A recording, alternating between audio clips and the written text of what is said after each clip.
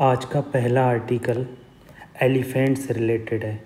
कर्नाटका में एलिफेंट की जनसंख्या लगातार बढ़ रही है।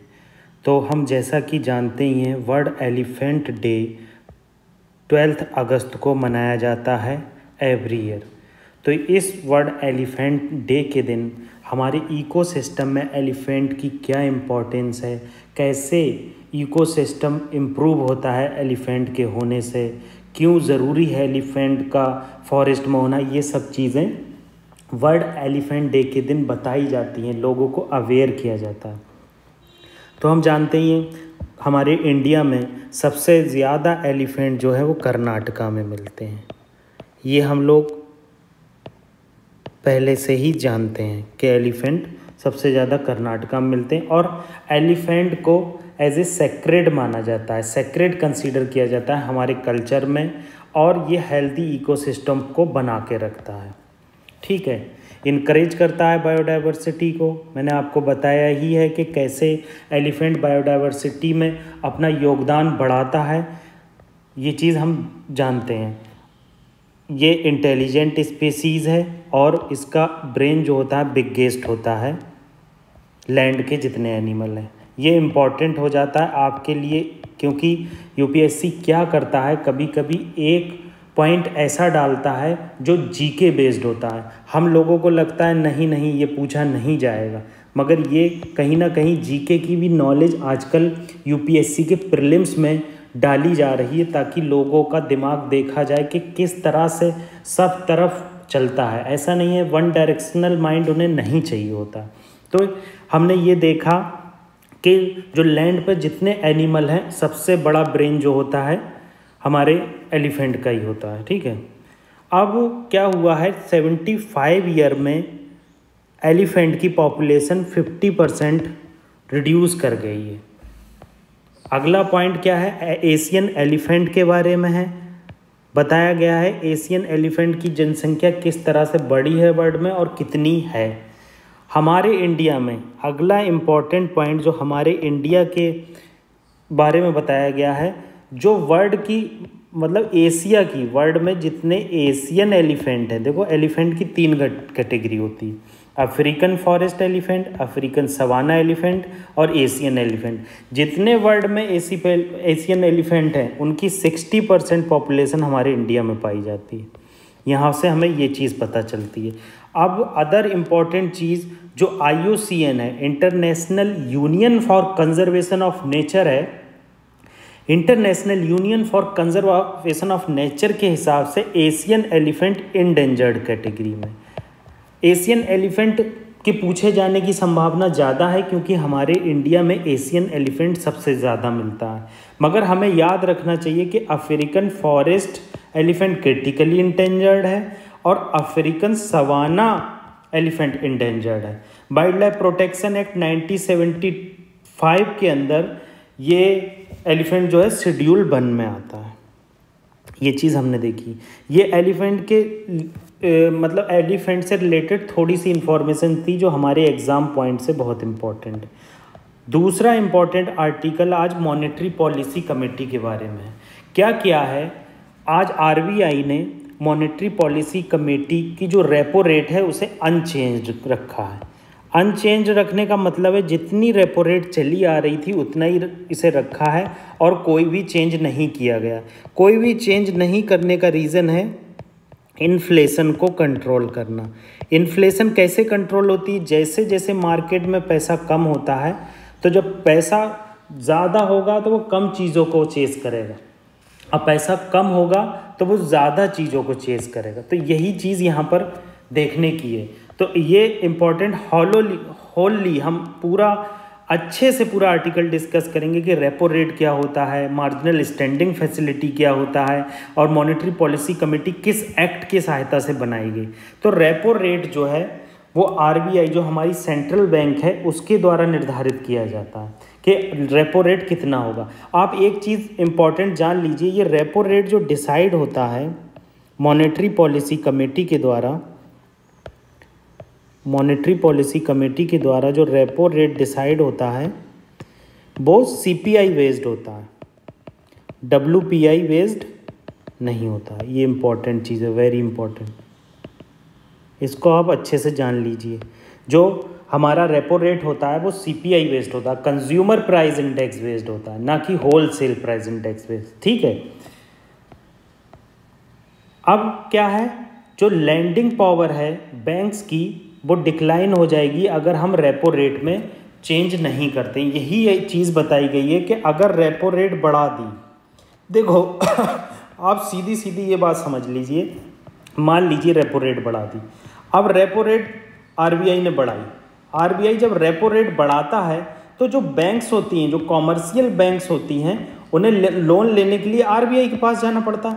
जब वो RBI के पास जाएंगी लोन लेने, तो जब वो लोन लेंगी तो उन्हें अधिक इंटरेस्ट रेट पे लोन मिलेगा, इंटरेस्ट रेट उनका बढ़ जाएगा। ये क्यों होगा? क्योंकि रेपो रेट जो है, रेपो रेट क्या होता है, जो सेंट्रल बैंक RBI क्या करती है, अपनी जो उसकी क्या कहते हैं, जो सिक्योरिटीज़ होती हैं, सिक्योरिटीज़ को सक करती है, परचेज करती है और पैसा बैंक को देती है। मान लीजिए ये सिक्योरिटी है, ये इस कैनरा बैंक के पास है मान लो, और ये RBI कहेगी कि हमारी सिक्योरिटी हमें दे दो और हम आपको पैसा देते हैं। तो ये क्या है, इनके पास जो सिक्योरिटी पहले से पड़ी है RBI की, कभी इन्होंने पैसा सबमिट किया होगा, सिक्योरिटी खरीदी होगी या फिर सिक्योरिटी इन्होंने ली होगी, तो ये क्या करेंगे, सिक्योरिटी जो है RBI को दे देंगे और इनसे पैसा ले लेंगे, और जिस रेट पे वो पैसा लेंगे उसी को रेपो रेट कहते हैं, मतलब जो इंटरेस्ट RBI के द्वारा लगाया जाएगा। अब स्टैंडिंग डिपॉजिट फैसिलिटी जान लेते हैं। स्टैंडिंग डिपॉजिट फैसिलिटी क्या है, एक लिक्विडिटी विंडो है। ये स्टैंडिंग डिपॉजिट फैसिलिटी ऐसी चीज़ नहीं है कि आप जा रहे हैं RBI से पैसा ले रहे हैं, RBI से पैसा लेने के बाद आप पब्लिक में डिस्ट्रीब्यूट कर रहे हैं, वो लोन की फॉर्म में पब्लिक आपसे ले रही है, ऐसा नहीं।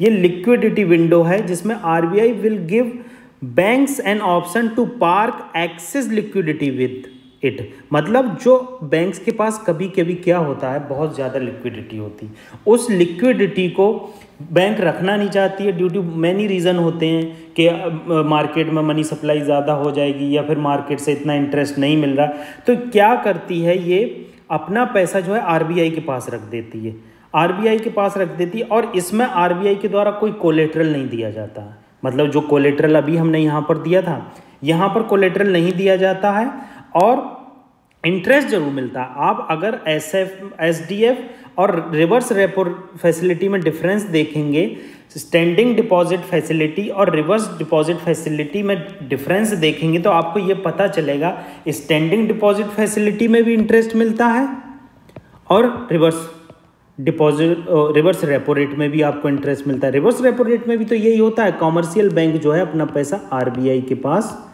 रख देती हैं, RBI के पास रखने के बाद ये इन्हें क्या है, इंटरेस्ट मिलता है। मगर जबकि स्टैंडिंग डिपॉजिट फैसिलिटी में इंटरेस्ट तो मिलता है, मगर एक चीज़ इंपॉर्टेंट है, does not require bank to provide collateral while parking fund. यह चीज़ बहुत इंपॉर्टेंट। जब आप फंड पार्क करते हैं RBI में, मतलब रखते हैं, तब आपको कोई भी कोलेटरल प्रोवाइड नहीं किया जाता है। यह है standing deposit facility and reverse repo facility में डिफरेंस मैंने आपको बताया।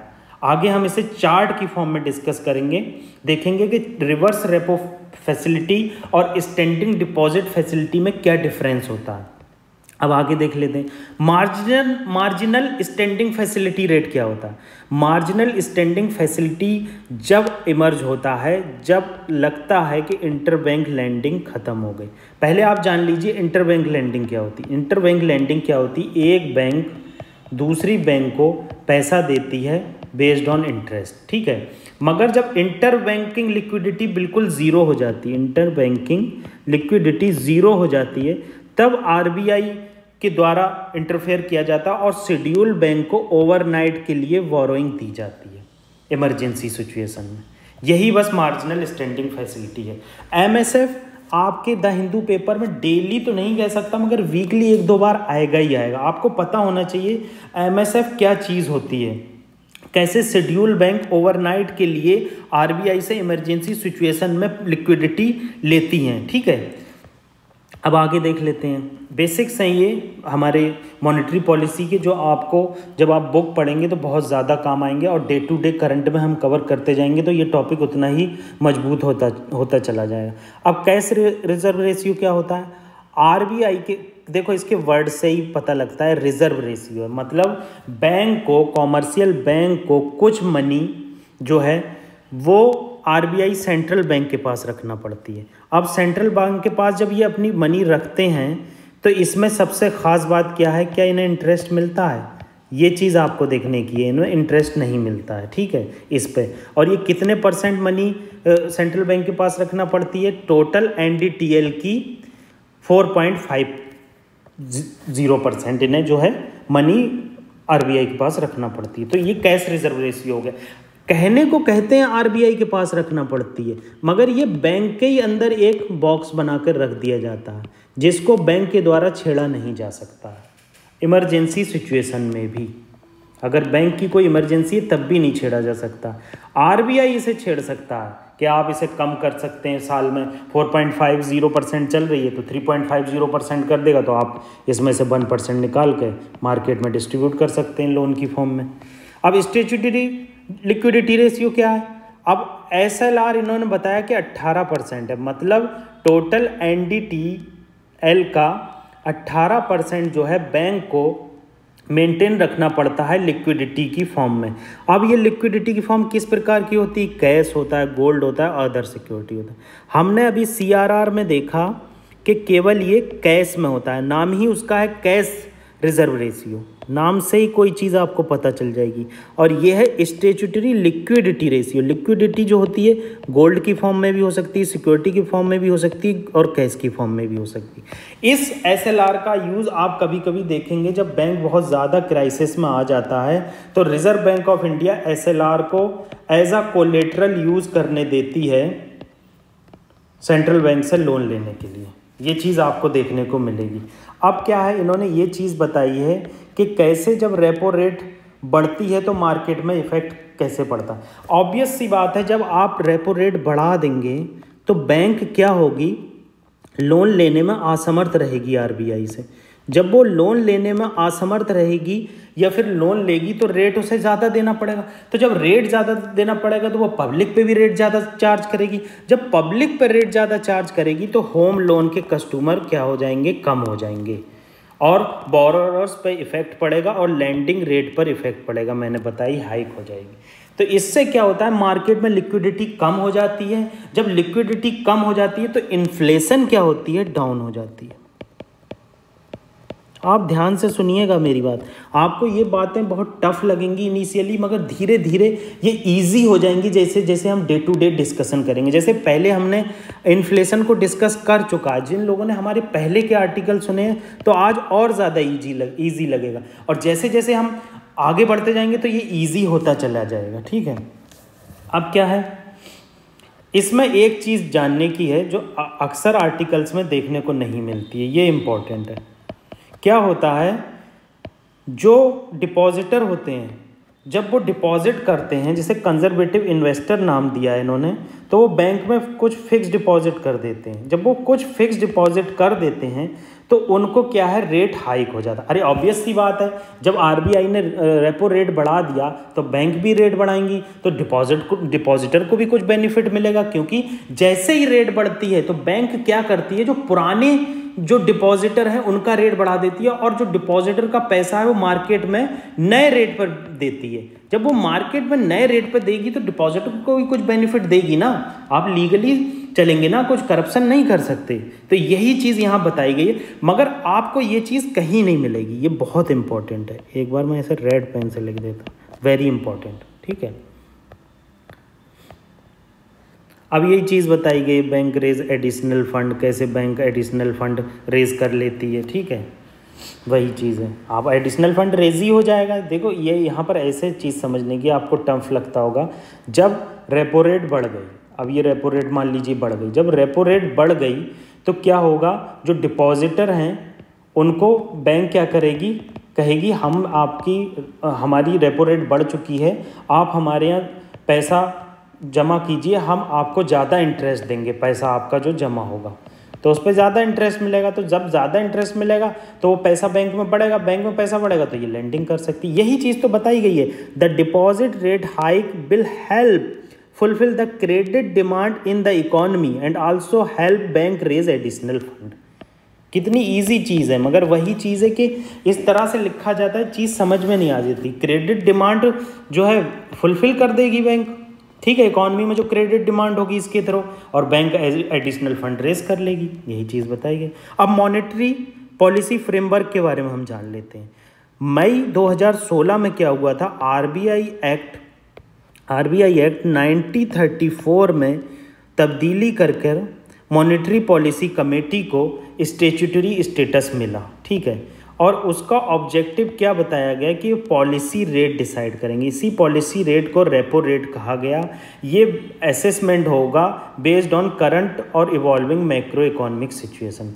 मैंने आपको पहले ही बताया है कि रेपो रेट का बढ़ना और घटना इन्फ्लेशन डिसाइड करती है, ठीक है, इन्फ्लेशन कम होगी ज़्यादा होगी, और ये रेपो रेट जो डिसाइड होती है ये कंज्यूमर प्राइस इंडेक्स की बास्केट के बेस्ड पे होती है। ये आप जान लीजिए, बहुत इम्पॉर्टेंट है, यही चीज़ यहाँ बताई गई। अब इन्होंने रीज़न बता दिया कि transmit through monetary policy market to entire financial system which turn influence aggregate demand. वही कि डिमांड कैसे अप एंड डाउन होगी अगर रेपो रेट में चेंज होगा, और ये इन्फ्लेशन और ग्रोथ को डिफाइन करती है। वही है कि आप इन्फ्लेशन बहुत ज़्यादा हो जाएगी तो इकॉनमी की ग्रोथ कम हो जाएगी, लोग जब इन्फ्लेशन ज़्यादा हो जाएगी तो ख़रीदारी कम करने लगेंगे ना। कोई सेब मुझे 40 रुपये का मिलेगा तो मैं क्यों लूँगा, सेब की जगह मैं कुछ और अनार ले लूँगा, मगर यही सेब जो है 30 रुपये का मिलेगा तो मैं भी खरीद लूँ। तो यही इन्फ्लेशन ऐसे ही डिसाइड होती है।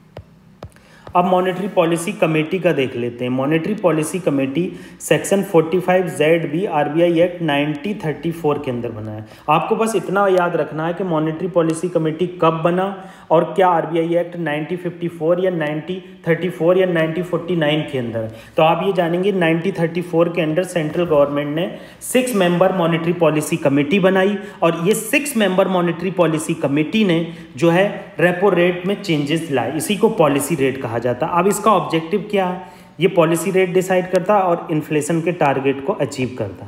वही बात आगे भी बताई गई है। अब ये चीज़ इंपॉर्टेंट है, अगर जो मॉनेटरी पॉलिसी कमेटी ने डिसीजन लिया है वो बाइंडिंग होगा बैंक पर। आपका रेपो रेट बढ़ गया है तो बैंक को मानना पड़ेगा कि हाँ, हम इतने पे ही आपसे आरबीआई से पैसा ले सकते हैं, ठीक है। आप इसमें आनाकानी नहीं कर सकते, आप इस पर क्रिटिसिज्म कर सकते हैं, मगर एक क्रिटिसिज्म डेकोरेटिव क्रिटिसिज्म होना चाहिए, ठीक है। अब इसमें मेंबर मैंने बताया 6 मेंबर होते हैं। आरबीआई से जो है वो 3 मेंबर आते हैं, और गवर्नमेंट से जो है गवर्नमेंट कहाँ, ये गवर्नमेंट से जो है वो 3 मेंबर आते हैं। आप यहाँ एक चीज़ जान लीजिए, जो गवर्नमेंट से 3 मेंबर आते हैं वो सेंट्रल गवर्नमेंट के एम्प्लॉय, सेंट्रल गवर्नमेंट के मिनिस्टर या एम्प्लॉय नहीं होते हैं, वो जो होते हैं अलग से एक्सपर्ट्स होते हैं। ये पूछ लेगा क्या मिनिस्टर इसमें पार्टिसिपेट करते हैं, नहीं, मिनिस्टर का कोई पार्टिसिपेशन नहीं होता, ठीक है। ये चीज़ जान लीजिए, यही चीज़ बताई गई है कि कैसे जो 3 मेंबर जो सेंट्रल गवर्नमेंट देगी वो पर्सनल एबिलिटी में बहुत अच्छे होना चाहिए, इंटीग्रिटी स्टैंडिंग होना चाहिए, इकोनॉमिक्स की नॉलेज होना चाहिए, मॉनेटरी पॉलिसी की नॉलेज होना चाहिए। तो हमने जाना आरबीआई से 3 मेंबर आते हैं, 3 मेंबर गवर्नमेंट से आते हैं, और ये जो गवर्नमेंट के 3 मेंबर होते हैं ये सेंट्रल गवर्नमेंट के एम्प्लॉय नहीं होते हैं, ये एक्सपर्ट्स होते हैं।